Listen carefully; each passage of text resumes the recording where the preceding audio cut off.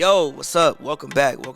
This is episode 2 of Courtesy of the Bachelor with the most single man in America, aka the Bachelor, aka Pavi. And today, the topic that we're gonna go over today is the pros and cons of long distance, whatever the fucks. Not relationships, long distance, whatever the fucks. Now, Pappy, let me ask you, what's the difference between a long-distance relationship and a whatever the fuck? A relationship obviously is, I think, it's self-explanatory. Like, whatever you guys have entered into something, committed, you set guidelines, you guys both have a clear direction of where you all plan on going. You're, in theory, you're communicating, in like a healthy way. And again, you guys are both trying to move forward in like a singular direction. Or whatever the fuck is you guys are doing whatever the fuck. Literally whatever the fuck. You don't know because ain't neither one of y'all really discussed it. And if y'all have discussed it, it's been very vague. You don't even know how much this person really even genuinely rock with you because you never asked. She never really asked you. You both assume you guys rock with each other. But you really don't know. You just know that, it's fun. It's a good time. It's a great person to talk to. It's a great person to see. And it's also a vacation whenever you link, which adds to the fun and the romanticism and the everything about it because it's something new every time you guys see each other. Well, just talk about kind of the guidelines that you need. When you have long distance, obviously you're not going to be seeing each other frequently. What's the things that you can do to make it, whether it's a whatever the fuck or relationship, just to keep it fluid and everybody knows exactly what you're doing? In theory, with any relationship, no matter if you are 15,000 miles away or a mile away, what you want to do is communicate, right? But you want to, number one, the basis of any relationship should be friendship, right? So if we're friends, then you should communicate with me and let me know, and we should be on the same page. At least we should have, had certain conversations because you respect me as a human being and you want to keep me in the open as, far as just being friends. But the thing that you can do, especially when it comes to whatever the fuck, is you can just be realistic, right? You can take every moment for what it is. And even if you take the moment with you after the moment, you can still not let the moment consume you too much, right? And just appreciate the moment. And I agree, it can be hard to live in the moment. It can be very hard to live in the moment. Only a certain type of person can really just afford to just live in the moment. Sometimes you can't even afford to just live in that moment because, it's too much on the line for you. But if it's not too much on the line for you and you can afford to live in the moment, like it's nothing really blocking you in your life from doing that, live in the moment and you might have some great experiences. You might meet some great people. You may go to some places that you never would have thought you went to. Well, that you would have went to because of said person and the experience and the time that you share that you share with this person.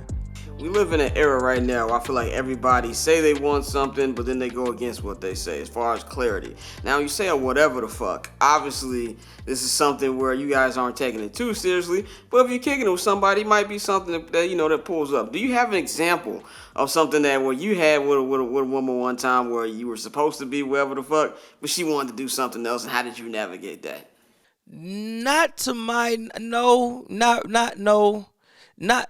See, cause me, I think that women have because they read certain things in my tweets and things like that, I think that women have like this image of me in their head already. I don't really get many women who just like want to like be deeper than, I don't really get too many women who want to do things like that. And also, I'm the type of person who doesn't really create the arena for those emotions to fester, I think. Granted, I can't like stop what somebody else is feeling, but like I'm not the person who's just like, again, I try to set guidelines, like clear guidelines and like clear boundaries to prevent those things from happening. So like, I don't think, granted, I don't know, like people they may have not told me, may have not alerted me, but to my knowledge, I don't think I've ever, sent somebody off in that direction. Like I was on the phone. I feel like those things, especially in long distance situations, happen because like you on the phone telling this woman all type of things you shouldn't be saying, and you basically lying to the lady, and then she feel a certain way, and then like now you, oh my God, I can't believe you feel like that. Why do you feel like that? Well, she feels like that because you done told this lady XYZ. You should have never said that, my brother. I'm never doing that. Like I'm never. That's not never something I'm doing. So no, I can't say that that's happened to me. Is that why FaceTime is dangerous, as your song says? 5 hours later, we be hanging up. 5 hours later, still ain't hanging up. Casamigos on FaceTime is dangerous. Got me feeling like I did a pack of angel dust. 5 hours later, still ain't hanging up. 5 hours later, we be hanging up. FaceTime is dangerous because I've had FaceTime that turned into like me spending $500 because now I'm buying a flight to go somewhere. That's why FaceTime is dangerous. FaceTime is dangerous because FaceTime and tequila can lead you doing a lot of things that you was not gonna do 3 hours before you just did it. That's why FaceTime is dangerous. That is why FaceTime is dangerous. You have been bored on FaceTime with some tequila? Not bored. I won't say bored. Have you ever had the free time on FaceTime with some tequila and both of y'all in the vibe? Yeah. Somebody might be on a plane the next day. That's why it's dangerous. So what are the pros and cons of this situation? And we talked about that in previous episodes. The pros and cons of long distance, whatever the fuck. I think one of the main pros is this: traveling, right? Traveling and also experiencing new moments. Like, I'm somebody like who I love to experience new things, right? So it's something to be said. Like, let's say, I don't know, let's say a woman lives Miami. Let's say a woman lives, fuck it, no, not Miami. That's too simple. Let's say a woman lives in Montreal. You met a woman who lives in Montreal. However you met this woman, but you met her and she lives in Montreal. So number one, you're already talking to somebody who's interesting because like they probably grew up in a way that you didn't grow up, right? So it's like you guys are from two different worlds, two completely vastly different worlds. So one, you guys can share basically worlds with each other. Like there's just so much to speak on. Like for instance, I'm from Chicago. If I meet a girl from Chicago, it's not to say she's not interesting because you know everybody has a story and everybody has things that happen to them in their lives. Everybody is their own person and everybody is unique. But some of the basic childhood memories that we have are kind of going to be the same. Some of the basic things are kind of going to be the same. Now, we can bond over that. Or I can meet somebody from fucking, I don't know, Abu Dhabi. And it's like, bro, you grew up how? They did what over there? Like, bro, what? So it's like you get to just experience just someone completely different and also like disprove things about the world because you don't know, like if you've never been somewhere, you don't know. But if you meet somebody from that place who's lived there and can say like, nah, we actually do this, and it also helps you realize something more about just human beings in general, is that people are people, right?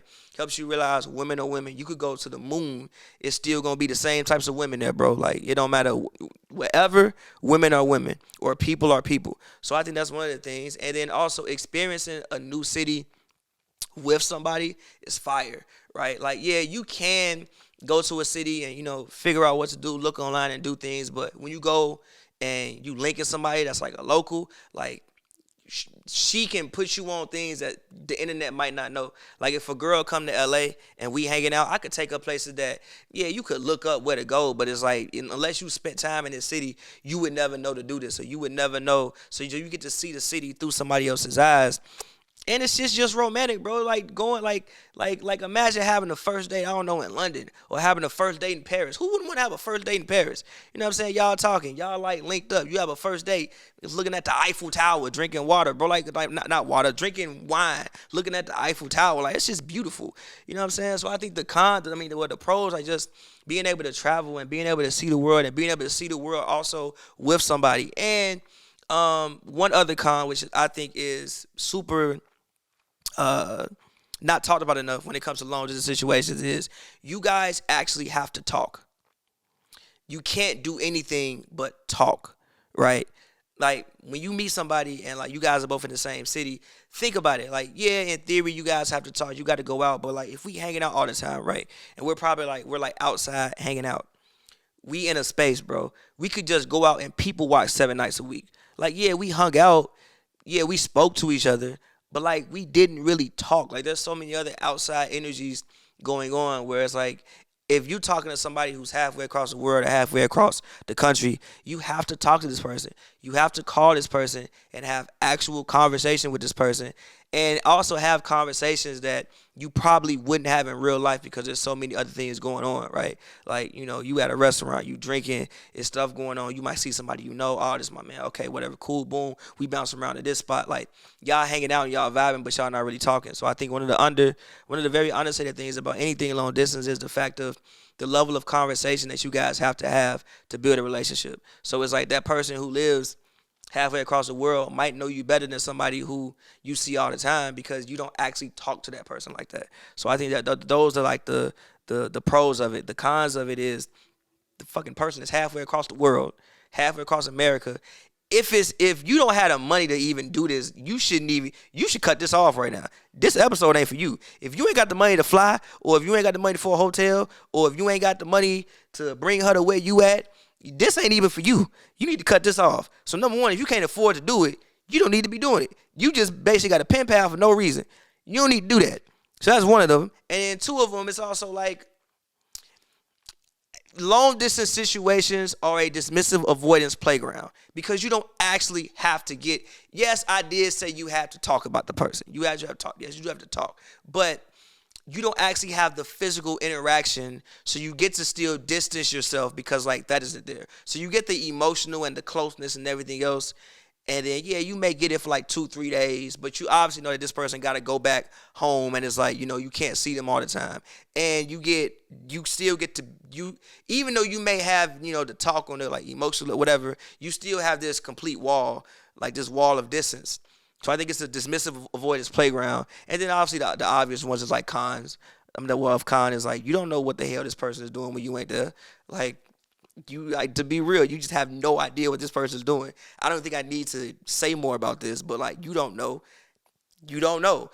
You think she live at home with herself. She be living at home with a whole man. He just be, doing XYZ, whatever. Like, this person could be living a whole double life. What are the guidelines here in or whatever the fuck? See, the thing is, it's like, yes, there is respect, but the respect is per person.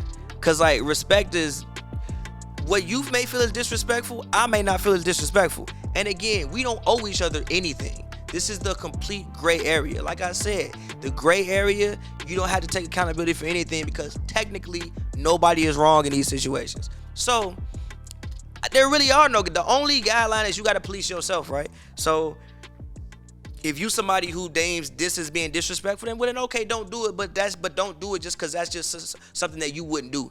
You know what I'm saying? It's like there's no real like complete guidelines in this situation because again, it is a whatever the fuck. You aren't even in a thing to even have rules. You're just like in an area of gray. Like there's no rules. It's just take everything with a grain of salt, appreciate the moments, and let the moments be the moments. And if the moments don't carry over to the next moment, get outside yourself and just appreciate the moment. Basically, if there was a guideline, the main guideline is appreciate the moment. Appreciate the moment and just take it with a grain of salt. Now, Pavi, all women like flowers. Well, most women like flowers. Most women like flowers. What are the type of flowers you should spend? What do, certain flower things that you send out? What exactly that message are you sending with these type of things? If you a real one, and this is in your bag and in your alley, you get the little Venus flower joints. I've sent my fair share of Venus flowers in my lifetime. But even with the Venus flowers, I do think that there's different. You can go get the big boy joints, like the super huge joints. The round, women know what I'm talking about. The large round case. The large round case. You can get those. But they also put out I feel like I'm doing like promotion for them right now, but they also put out like a new version of the flowers where it's like it comes in like a vase. So me personally, I would like to send the vase if I'm doing Venus flowers. Venus flowers to me, I think it's like a step up. It's like a level up when you really want to like announce your presence. Or also you want to make sure that she never forgets you because the flowers don't die. So it's like they, you know what I'm saying? You could see it a year from now. You know who got it. You know the boy got it from you.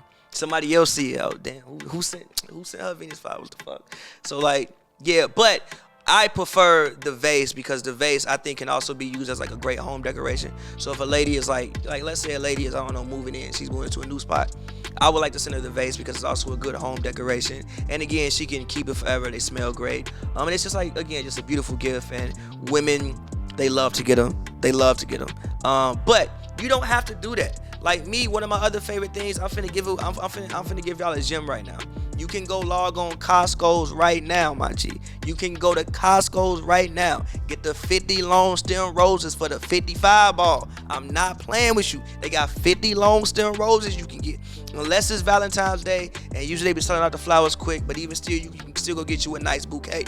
And when you get you the nice bouquet, bro, you can't be sending like okay.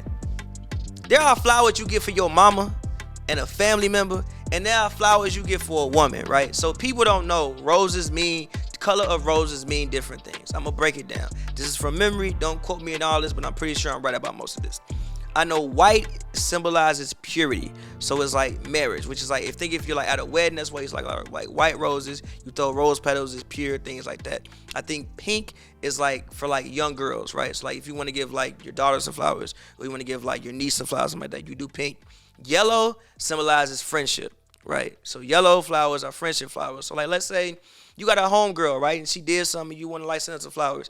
I would probably send my homegirl yellow flowers or something like that. Like, yo, symbolizes friendship. Red, obviously, romance, things of that nature. So don't be sending a girl, it's Valentine's Day or something like that, and you just sent her some flowers with with mad yellow roses and mad white roses because you thought the bouquet looked cute. My brother, you're tripping.